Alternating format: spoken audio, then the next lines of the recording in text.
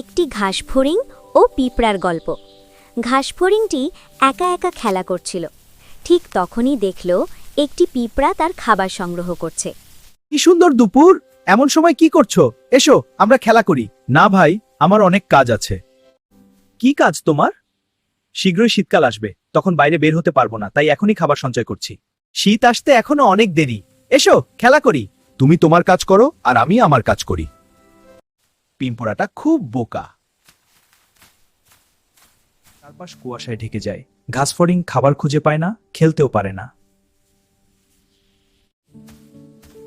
পিঁপড়া ভাই, আমার খুব ক্ষুধা পেয়েছে, একটু খাবার দেবে? আমি আমার খাবার সঞ্চয় করেছি। তুমি করনি কেন? আমি তখন খেলাধুলা আর গানেই সময় কাটিয়েছি। সময় মতো কাজ না করলে কষ্ট পেতেই হয়। সময়ের কাজ সময়ে না করলে পরে আফসোস করতে হয়।